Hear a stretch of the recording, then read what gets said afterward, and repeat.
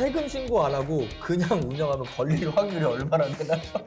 해외 쪽을 조금 궁금하게 하는데 네네. 이 돈을 들고 나가는 거에 대해서 어떻게 좀 은행 사람한테 물어봤거든요. 네. 돈이 이제 한국 통장으로 들어오니까 세금 신고는 어떤 식으로 좀 하면 외국 납부세 공제라는 제도를 통해서 공제를 해줘요.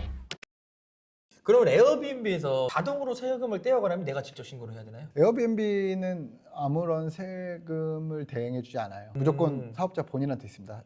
에어비앤비도 한국에서 장사하는 수익에 대해서는 본인들이 부가세 의무가 있어요. 사업자 등록을 낸 사람들한테는요 3%를 떼고요. 네. 사업자 등록번호를 등록 안 하는 분들한테 3.3%를 떼요. 어... 그럼 0.3%가 사실은 부가세라고 봐야 되거든요. 네네. 그럼 그 부가세를 본인들이 벌어들이는 거에만큼은 부가세를 낸다는 뜻이지 우리나라의 어떤 의무, 신고 의무나 뭐 이런 것들을 대행해주지 않거든요. 그렇기 때문에 무조건 사업자 등록을 내야 되고 무조건 세금 신고를 직접 해야지 어떤 것도 대행해주진 않습니다. 요즘에 에어비앤비뿐만 아니라 뭐 3,4렌트나 단기 임대 부분도 많이 있잖아요. 네네네. 근데 에어비앤비랑 단기 임대랑 이런 부분에서 세금 차이가 있다고 얘기를 하는데 그게 맞는 얘기인가요? 네, 뭐 일단은 소득세법상으로는 거의 차이가 없을 거고요. 네. 이제 에어비앤비냐 단기 임대냐랑의 판단은 숙박업이냐 주택 임대냐 요 두 개로 나눌 수 있을 것 같은데요. 아, 숙박업이냐 주택 임대냐? 네. 네네. 근데 주택 임대는 이제 부가가치세가 면제가 되고요. 네네. 숙박업 같은 경우는 부가가치세가 과세가 돼요. 뭐 예를 들어서 11만 원의 방을 팔았다면 숙박업자는 만 원의 부가세를 내야 되고요. 네. 그리고 단기 임대업자, 그러니까 주택 임대업자라고 보면 만 원을 안 내도 되죠. 면세니까요. 그거 정도의 차이라고 보시면 되고요. 다만 이제 요즘에 이제 에어비앤비를 하시다가 숙박업을 하시면서 네. 33M2에 올리시는 분들도 같이 있는데요. 왔다 갔다 하시는 분이 계시죠? 근데 이제 약간 오해를 하시는 게 똑같이 숙박업을 하는데 네. 33M2에 올렸다고 또는 일주일 이상 숙박을 뭐 단기 임대차 계약을 맺었다고 해서 네. 실질이 변하는 건 아니잖아요. 네네네. 갑자기 호텔이 33M2 플랫폼을 올렸다고 해서 주택 임대가 되는 건 아닌 것처럼 그쵸. 단기 임대냐 숙박업이냐가 결국은 과세냐 면세냐 이거를 나누는 거고요.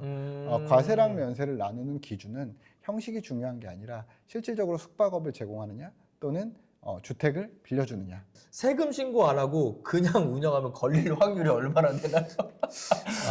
그러니까 절대 오해하실 게 아닌 게 지금 세금 신고하지 말라는 게 아니라 걸릴 확률이 어떻게 되나 사람들이 궁금해하니까. 요즘에는 제가 보기엔 그건 없는 것 같습니다. 오 정말요? 네, 요즘에는 거의 걸리시는 것 같아요. 그래요? 네, 왜냐면은 에어비앤비에서 국세청에 계속 자료를 꾸준히 주고 있거든요. 일반적으로 우리나라에서 이제 투룸 기준으로 했을 때 하루에 한 10만 원 정도를 받는다고 했을 때 네. 편하게 그냥 한 달에 한 100에서 150만 원 정도가 그냥 순이익이라고 생각을 할게요. 그냥 네.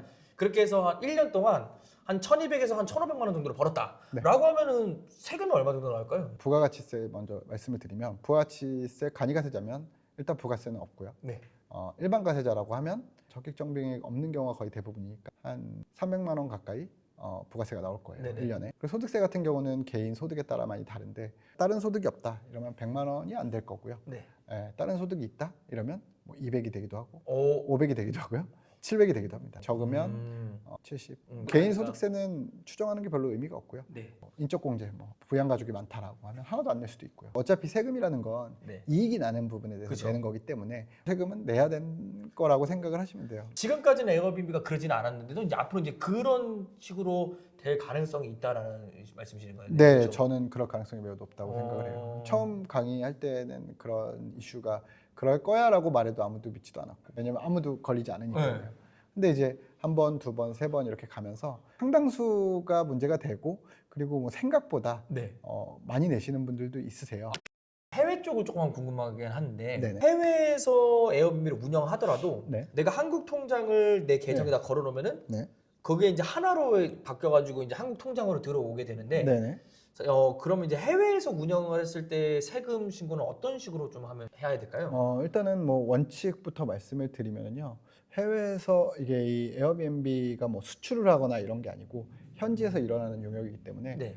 국내에서 사업자 등록을 낼 의무는 없어요. 그렇죠. 근데 일반적으로는 이제 해외 그러면은 뭐 인도네시아에서 한다 이러면 인도네시아에 사업자 등록을 내고 거기서 부가세 신고도 하고 소득세 신고도 하고 나서 그 결과를 가지고 한국에 가져와서 그거를 내 종합소득세 신고할 때만 신고를 하면 되는 건데요. 국내 거는 국내에서 에어비앤비 한 거가 똑같이 그냥. 네. 그쵸? 근데 사업자 등록이 없다 보니까 형태는 좀 다르긴 한데요. 네. 좀 너무 실무적이어서 어쨌든 신고 의무가 있다라는 거를 인지를 하시는 게 맞는 것 같고요. 신고를 할 수는 있지만 어쨌든 해외에서는 리스크가 해결되지 않는다. 해외에서도 법인을 만들어야 되고 그렇죠? 네. 그런 다음에 모든 돈을 사실은 해외 법인에다가 들어오게끔 해서 네. 현지에서 필요한 부가세라든지 그런 소득세 납부를 다 끝낸 다음에 그 돈을 가지고 들고 들어오는 게 원래는 맞는 건가요? 법인이라면은요. 일단은 해외에 있는 법인에서 매출도 거기서 받고, 네, 받고 매입도 거기서 받고, 내고, 내고 네. 그리고 그러고서 나서 남는 돈을 한국에다가 배당의 형태로 받아와야지. 그렇죠. 엄밀히 말하면 배당을 해준다. 그러니까 인도네시아에 법인이 막 예를 들어서 있다라고 하면 인도네시아에 있는 법인 통장에 매출 대금이 다 들어와야 되고요. 그쵸. 돈이 나가는 것도 사실은 그러니까 그 인도네시아 법인 통장에서 나가야죠. 그럼 1년 동안 뭐 1억의 매출이 있었고 네. 8천만 원의 비용이 있었으면 2천만 원이 남잖아요. 네. 이제 그거는 배당의 형태로 가져오는 게 가장 일반적이고요. 음. 배당을 받아오면 그 나라에서 외국인한테 다시 이제 주주인 외국인한테 다시 배당을 지급하는 거니까 인도네시아에서 신고를 할 거예요. 원천세도 띄고요. 다 떼고 그러면 떼고. 그걸 한국국세청에서 우리가 신고하면 되는 거죠. 만약에 해외 그러면 인도네시아 법인에서 네. 2천만 원의 수익이 법인 통장에 들어와 있어요. 네. 한국에서 인도네시아 법인 카드로 이렇게 쓰는 거는요? 그것도 상관없을 것 같아요. 왜냐면은 사업과 관련만 있으면 되거든요. 이제 인도네시아도 인도네시아 국세청이 있을 거고. 그렇죠. 거기서 과연 인도네시아에서 운영하는 숙소인데 한국에서 돈을 쓰는 게 이게 맞는 것인가에 대한 퀘스천을 가질 수 있겠죠. 자기들이 하겠죠. 예. 어쨌든 완벽하게 합법을 하려고 하면은 해외에다가 법인을 설정해서 그 법인 명의로 사실은 계약을 하고 그리고 그 법인 명의 계약을 한 걸 가지고 매출 신고라든지 뭐 비용 처리 같은 걸 하고 소득 신고를 네네네. 해가지고 네. 그 돈을 가지고를 어떻게 할지는 그게 이제 그 나라에서의 합법적인 방법이고 만약에 우리가 해외 법인을 두지 않고 그냥 지금 하는 것처럼 국내에서 우리 통장으로 발리나 이런 쪽에서 들어온 수익을 가지고 들어온 거는 한국에서는 아무리 세법적으로 깔끔하게 다 처리를 한다고 하더라도 네. 사실 그 나라에서는 그 나라에서 발생한 매출을 신고한 건 아니니까 네네. 사실 그 나라에서 법에서 저촉이 될 수가 있는 부분인 거잖아요. 그렇죠? 네, 맞습니다. 뭐 현재까지는 뭐 결국은 인도네시아나 뭐 다른 국외들도 큰 틀에서는 우리나라처럼 이제 사업자 등록을 내고 그거에 맞춰서 이제 세금 신고 의무들이 있을 텐데 이제 그게 어떤 식으로 가능할지는 먼저 한번 체크를 해보시는 게 맞을 것 같고요. 운영하시려는 국가에서. 그죠. 그리고 그게 확인이 되면 결국 해외 뭐 10개 나라에서 뭐 운영을 해서 뭐 소득이 발생한다. 그럼 10개 나라 걸 그냥 합쳐서 신고하면 되는 겁니다. 사실 한국에서는. 한국에서는 대신 그 나라에서 냈던 세금은 외국 납부세 공제라는 제도를 통해서 공제를 해줘요. 그게 또 그걸 공개를 해주네요. 그죠? 네네네. 그런 제도가 있습니다. 약간 지금 전반적으로 조금 헷갈릴 수 있는 게 네. 이제 일단 법인으로 운영을 하면은요. 네. 뭐 배당이든 뭐 이런 걸로 네네. 받아올 수 있을 거고요. 네네네. 개인 사업자가 만약에 가능하다고 하면 그 개인 사업자를 한국에 신고한 내역을 가지고 한국 국세청에 신고를 하면 되고요. 종합세득세 할 때. 그리고 이제 사업자가 없다 이러면은 이제 차선책으로 한국에라도 신고를 해야 되는 거 아닌가. 간혹 저한테 여쭤보시는 분들이 있는 게 아니 해외에서 내가 에어비앤비 하려고 하는데 네. 법인이라든지 개인 사업자 등록을 해야 되냐라고 물어보시는 분들이 많이 있거든요. 네. 사실은 너무 명확할 수밖에 없는 게 어느 나라든 해외든 국내든 사업 소득이 발생하면 신고를 하는 게 하다못해 그죠? 길거리에서 호떡을 팔더라도 원래는 사업 신고를 해야 되는 게 합법적인 방법이잖아요. 그래서 네, 맞습니다. 당연히 그거는 해외에서도 그 네. 나라에서 돈을 벌려고 하면 그 나라에서 사업자 등록을 내는 게 맞는데 네. 여기서도 이제 개인 사업자나 법인 사업자를 여쭤보시는 분들이 많이 있더라고요. 근데 해외를 입국할 때 쓰는 관광 비자로는 네. 사실 사업자를 낼 수 있는 나라는 제가 알기로는 거의 없고요. 만약에 여러분들이 사업을 할 수 있는 비자를 받는다고 하더라도 그러니까 외국인이 자국에서 개인 사업자를 낼 수 있는 나라는 많지 않더라고요. 네. 거의 다 법인 형태로서 네네네. 존재를 하게 되고 네네. 그래서 무조건 뭐 당연히 해외에서 사업을 한다고 하더라도 세금을 뭐 납부를 하는 게 가장 합법적인 거다. 네네네. 이제 에어비앤비는 조금 특이한 게 그 돈이 이제 한국 통장으로 들어오니까 그렇죠. 이거에 대해서 헷갈리시는 분들이 많은 것 같아요. 그렇죠. 아, 그렇죠. 그러니까 이게 원래는 그 뭐 개인 사업자든 법인 사업자든 해외에서 수익을 벌어들이면 사실은 그 나라의 통장에 입금되는 게 그렇죠. 맞죠. 그게 맞죠. 예. 네, 물론 그러라고 하는 의무 규정은 없습니다. 근데 그죠. 이제 일단은 그쪽으로 입금되는 게 일반적일 거고요. 그 입금된 금액들을 가지고 비용을 또 지불해야겠죠. 그쵸, 그 사업이다 안에서. 보니까. 그래야 그 나라에서 적격 증빙, 우리나라로 치면 세금계산서나 현금영 수준화 이런 것들을 받을 수 있을 테니까. 네, 그렇죠. 그렇게 먼저 처리를 하고 나서 거기에서 뭔가 1차적으로 완료가 된 상태에서 그 다음에 이제 한국 거를 해결을 하는 게 사실 가장 가장 일반적인 깔끔하고 거죠. 네. 가장 합법적인 네. 방법이라고 생각합니다. 네네 맞습니다. 이제 이런 게 헷갈리실 거잖아요. 그래서 되게, 그럼 한국에서는 그거를 무슨 명목으로 들고 올 것이냐, 어떻게 세금 처리를 할 것이냐가 사실 거기가 좀 헷갈리는 거네, 그렇죠? 해외에 있는 법인이 있다 이러면 배당으로 그냥 그래서 뭐 1억을 매출이 나서 8천 비용 처리하고 2천이 남았다. 내가 배당으로 받겠다. 그럼 저는 그냥 2천만 원짜리 소득이 생기는 거예요. 아, 네. 예, 그걸로 끝나는 거고요. 그럼 기타 소득으로 그냥 신고를 하는 거예요? 아니요, 그게 배당 소득이. 해외 배당 소득이어서 뭐 여러 가지 다른 규정들이 있긴 한데 어쨌든 해외 투자해서 돈 벌어온 거니까 그건 배당 소득이 되는 걸 거고요.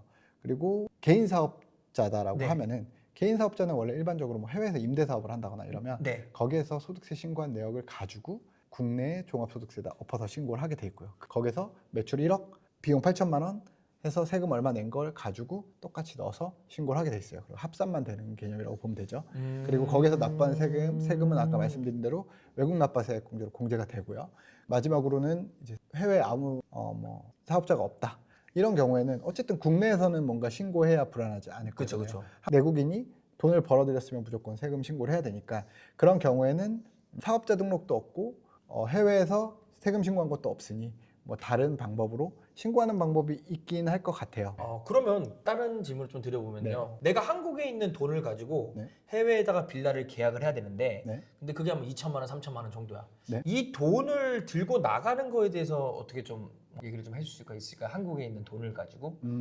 그게 좀 애매해요. 이게 약간 그 은행에 있는 사람한테 물어봤거든요. 네. 그 정도 금액이면 그냥 들고 나가도 되는데 공식적으로 오피셜하게는 얘기 못 하겠다. 그러니까 결국은 해외에 이게 약간 다 지금 꼬여 있어서 그런 건데 네. 해외에 직접 투자를 하거나 법인에다가 네. 그럼 법인 통장으로 넣고 거기서 지출을 하거나 그렇죠. 해외 개인 사업을 하더라도 어쨌든 근데 개인 사업이 불가능하잖아요. 그쵸. 그러니까 개인 사업으로 합법적으로 들고 나갈 가능성이 없는 거죠. 이거는 그러면은 그냥 뭐 이전 거래라고 뭐 이전 대체라고 하나 뭐 그런 네네네네. 용어가 있더라고요. 그래서 그냥 핸드페이로 들고 나가서 뭐 하거나 뭐 페이팔이나 아니면 계좌 이체를 하거나 뭐 이런 식으로 하는 것 같은데 그게 약간 외국환 거래법 자체가 좀 그렇죠. 그건 외국환 거래법에 네. 연결이 되는 거예요. 네네네. 그래서 조금 그게 좀 커요. 그 제재가 아. 그래서 그래서 저도 알아보면은 이게 네. 해외를 들고 나갈 때 뭐 여러 가지 방금 말씀하신 것처럼 뭐 해외 투자냐 네. 단순하게는 그냥 생활비로도 그냥 나갈 수가 있긴 하더라고요. 예를 들면 내가 가서 맞아요. 한 달 살이 할 거야. 맞아요. 생활비를 들고 나가는데 그거는 이제 외국환 관리법에 의해서 그럼 내가 1년에 얼마 이상까지는 증빙을 하지 않아도 된다고 얘기를 하더라고요. 근데 그게 사실 저도 그쪽이 전문가가 아니라서 네. 그냥 아름아름 보면 어쨌든 목적이 맞아야 되는 건데. 그죠. 목적이 맞는 거죠. 근데 목적이 다르잖아요. 그쵸. 그럼 언제든지 문제가 될 수 있죠. 언제든지 문제가 될 수 예. 있다. 그거야 리스크가 있을 수가 있다. 예, 그렇죠. 예. 그럼 만약 이것도 합법적으로 한다고 하면은 법인 설립하고 법인에 직접 투자 약간 이런 개념으로 해가지고 돈을 그렇게 할 수밖에 없을 것 같아요. 그게 완전 합법적인 방법이네요. 그렇죠. 그러면 해외 직접 투자가 되고 네. 뭐 돈을 빌려주는 거든 돈을 자본금으로 넣는 거든 투자하는 거든 그거는 신고 사항이기 때문에 신고를 해서 나갈 수밖에 없죠. 그거는. 그러면은 좀 뭐 여러 가지가 깔끔한데 사실 이거는 제가 약간 그렇죠. 제 분야는 아니라서 그러니까 저희는 이제 실무 처리를 하는 것들을 보는 거고 이거는 감독 당국에서 금감원에서 하는 거기 때문에 사실은 저희가 약간 뭐 이렇다 저렇다라고 말하는 건 좀 부담이 있지 않을까.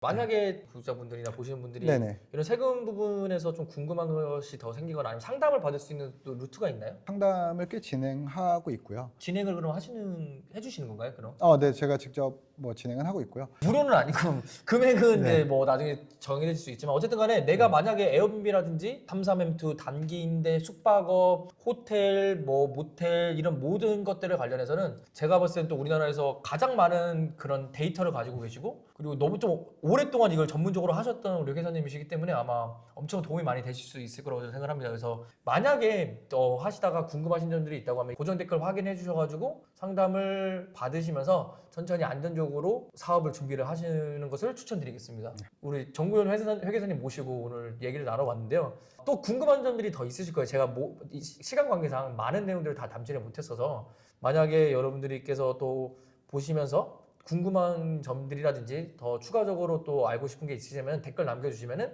또 회장님 한번 모시고 그렇죠. 후속편을 또 네네. 한번 만들어 보도록 하겠습니다. 회장님 나와주셔서 너무 감사합니다. 감사합니다.